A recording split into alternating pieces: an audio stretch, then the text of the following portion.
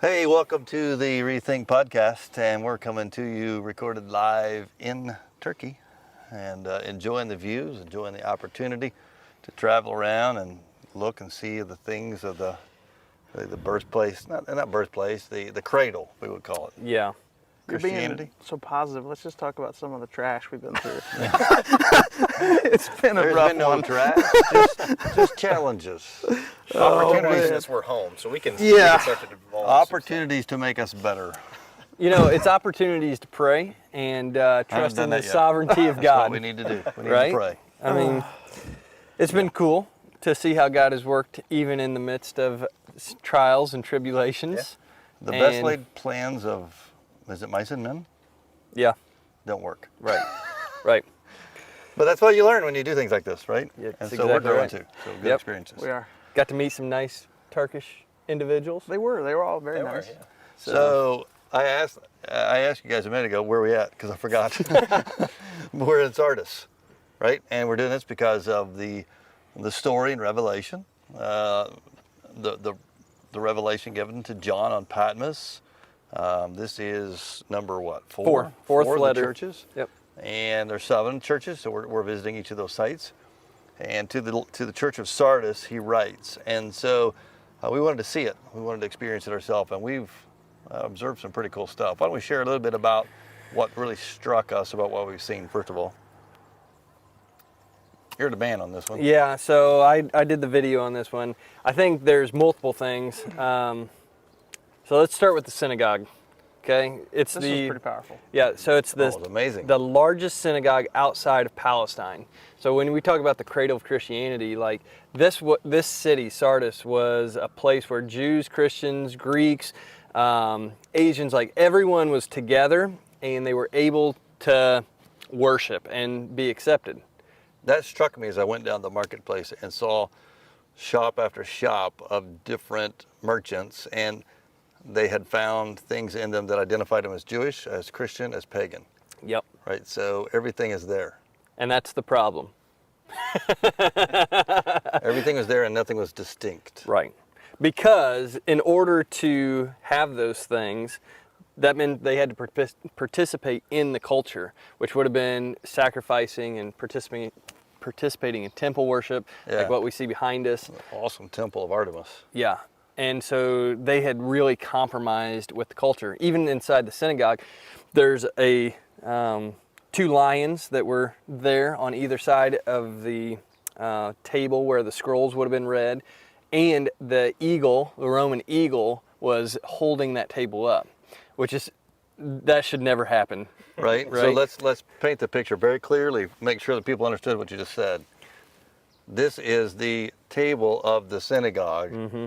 The Yeah. the sacrifices, it's there, Right, and it's being held up by the symbols of the Roman government. right. And that's because this is such a large synagogue. They had the thumbs up from the Roman government. Yeah. As long as they didn't declare their God greater than Caesar. Right. Yeah, so as long as they had Jesus was okay, or God was okay in the Jewish sense, as long as it didn't trump Caesar. Mm-hmm. And that's a real issue that's going on in Sardis all over the place. But even the layout of where the synagogue is, it's right next to the gymnasium there. Literally, Like is wall incredible. to wall. Yeah. And the bathhouse, So the gymnasium, let's describe that. massive. There's a cutout right there in the middle of it, and the road that you would walk into it from. So it would tells see you how the big it was. It emperor. had a road It had a road, in the middle of it. columns all the way around it. How tall do you think they were? Oh gosh, I think they said 50 feet, That's kind of what I was thinking. massive. which And- would have led to the bathhouse there too. Correct. Hold on a behind it. second. That's a whole nother line That's of a whole story. Yeah, other oh, it is. It is. So the gymnasium is the place of competition, athletic festivals, and I am struck by the modern comparison. You know, you got big churches, but then you've got arenas for athletic contests. Mm-hmm. Because let's face it, a lot more people go to sporting events than go to church, right? And so although you have this gigantic synagogue, you've got this massive festival gymnasium. Mm-hmm. Crazy. And it was, the gym wasn't like go lift weights. play some basketball. We're talking about like gladiatorial fighting. One of the posters said they did all this naked. Mm-hmm. Yep. As a part of the celebration of the human form. Yep. Borderline with the Romans, borderline deifying the Well, one of the human form. One of the commentaries we were listening to, or one of the guys we were listening to, was talking about this being a compromising culture, and I think it's pretty evident when you walk through the city. You can see it all the way around it. Yeah. You always think of these ancient things as no holdovers in our society today. We live in a very similar culture as far as the church in that we Western Christianity, sometimes the progressive side of it, promotes this compromise or this, we want unity. The problem is the unity is not found in the right thing. Yeah. You can have all of this unity and really what it is compromising beliefs, but our unity is found in the gospel. That's where we're called to find unity. If it's found in anything outside of that, you're asking for trouble. We're not called to compromise to that. So when Jesus says, "I am the way, the truth, and life, and no man comes to the Father except through me," that's a very exclusive claim, Yeah. and the church in Sardis had lost it. Yeah, There's many paths essentially, Right. And and the we're other thing- one of them. And the other thing that I think is significant is that this is the only letter where he doesn't say not one thing, Not one thing good. not one thing good about Right, them. so these people were rich. Mm-hmm. This ground is very Incredibly fertile. rich. The river that flows through this valley had gold fleck in it. Yeah, and silver. And so this is the place where they began the process of minting money. And gold. People were crazy rich. In fact, I read somewhere during the Iron Age, this was the richest people in the world, right here, And so they've got all of everything. Throw a little Jesus in the mix, it's okay. Mm-hmm. They got the bathhouse. I cut you off on that. Tell us about the bathhouse too. Yeah, so the bathhouse was basically, it was another temple in itself, essentially, and it was just filled with sexual pleasure. immorality. Yeah. Temple of pleasure. Yep. Full of pleasure. It was the epitome of what this culture was really immersed in, and it's self.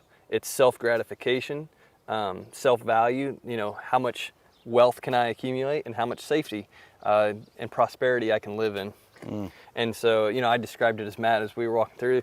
This is like the Las Vegas of the Christian which is world. a very good picture, I think, for us, because it draws our mind to something we can listen to. But there's two words that stood out to me in this letter. It's just wake up. Mm. It's wake up, man. Like that man, that sticks out in the text big time. So he says to them, I know your deeds. You have a reputation for being alive. So he says to 5 of the 7, I know your deeds. You have this reputation. So people talk about you as alive. Well, they're rich. Everything's going for them, right? Mm-hmm. But he says, he doesn't mince words. You're dead. You're dead. Dead. You have this reputation. People talk about you as being, wow, they got the life. Yeah. Right? That if anybody wants to emulate a culture or people or be like, this is the one. Mm-hmm. But you're dead. So, and Jesus is playing back on some different events in history that happened. First one is 547 BC when the city is besieged by Cyrus the Great, and they retreat to a citadel that's up on this hill. And they believed because We wanted to go there. You guys tried to get there. we went about a tenth of the way. Our first information was it was a kilometer. Oh, that's doable.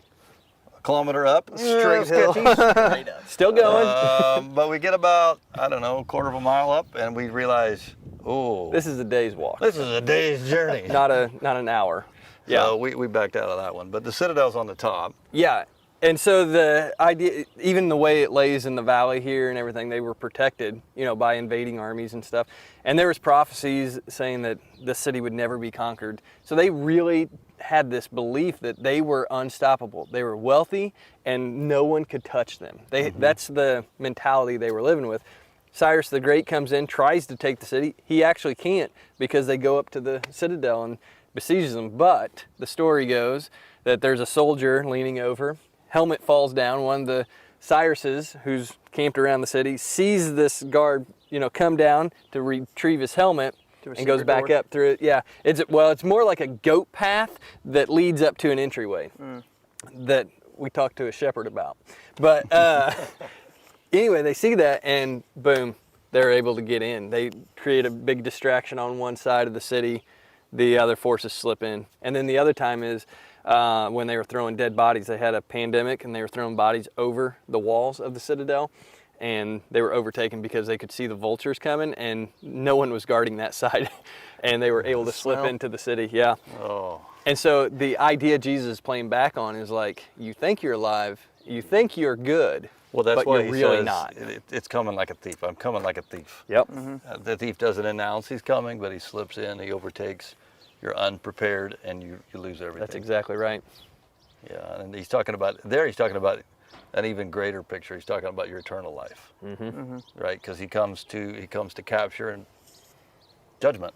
Yeah. Judgment comes in. So if you're not ready when the thief arrives, everything's gone. Well, ultimately it's a belief that I'm all good, right? If I am a good person, do good things, then I'm good. And Jesus is saying, no, like, unless you have me, you're actually not good. Joe Stoll said there is no deceit like self-deceit. You know, it just destroys, sets you up for failure. So then Jesus goes on, John writes about this idea that, don't soil your garments. That's the compromising of culture. But then... Which is a crazy description, if you really think about it. It is. Yeah, it's gross. It's gross, yes. But that's the way we are when we compromise with culture. Yeah. Well, and I think that whole idea, you appear to be alive, but you're dead. That's a warning individually, but that's also a warning for this church as a whole. I read that, and those wake up words made me think like, man, but that's what we were trying to do with our culture and our church. Just wake up. When you choose comfort over mission or people over whatever, you're choosing something other than the gospel, and that's a dangerous place to be. So the thing that struck me probably more than anything else was the two large structures side by side.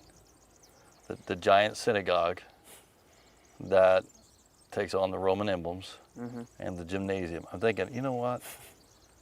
Man, that is so similar, right? We love sports, we love athletics, we love competition, entertainment, call it whatever, okay? Entertainment. And then the comforts of culture. We like the security of, we're learning in Turkey that, and it's not like we're learning this, we're experiencing this. It's just different, right? People are different, laws different, systems are different. We love, as American citizens, we love our culture, and we celebrate that. And sometimes that can, some people won't like this statement, but sometimes that supersedes our kingdom connection. God's blessed us, and we've got freedom to celebrate and to worship Him.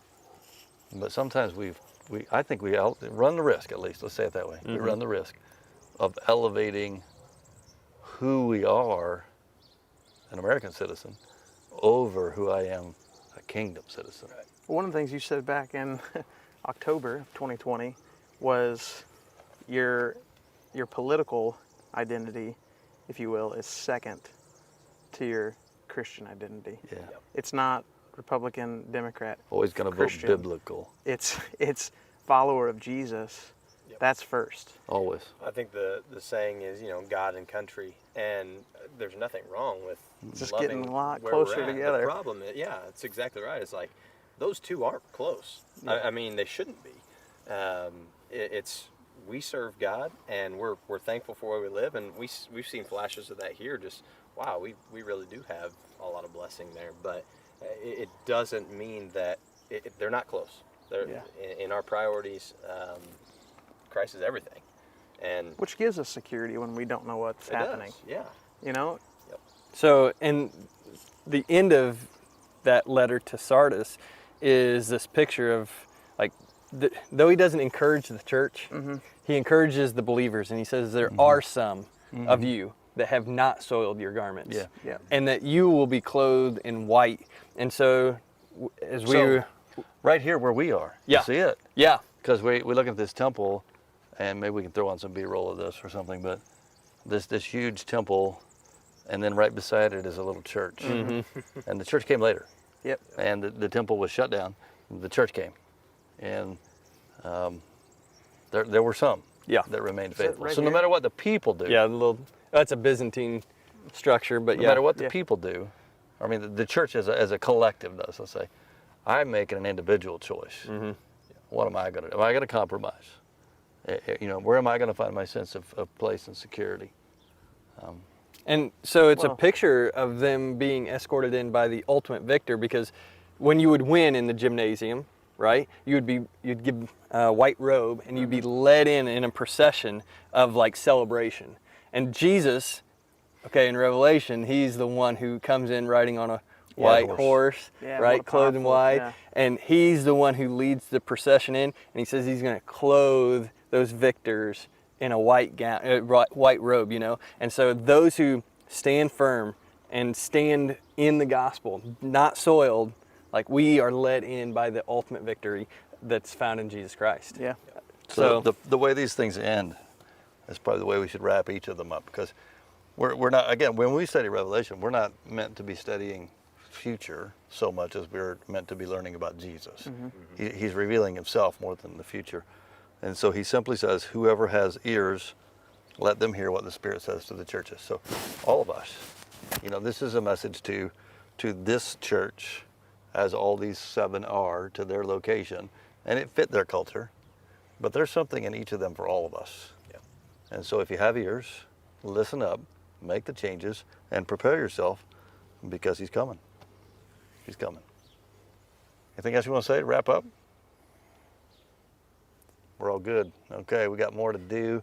We're loving it. It's challenging, but it's stretching us, and I think helping us to have a good new perspective. And so I hope you're gaining that from this as well. Thanks for joining us on the ReThink podcast.